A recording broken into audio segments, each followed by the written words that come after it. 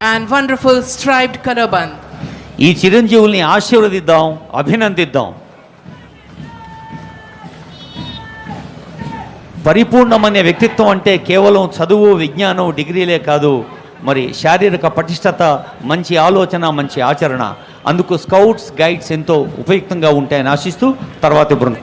8th contingent, Mahatma Jyotiba Phule, Telangana BC Welfare Residential School students, and they are really as wonderful as the adults. The corps, dressed in white and maroon, they are marching smart, taking the world into their stride, and they are promising a beautiful nation, a beautiful state in the future. Close behind them, jumping and hopping.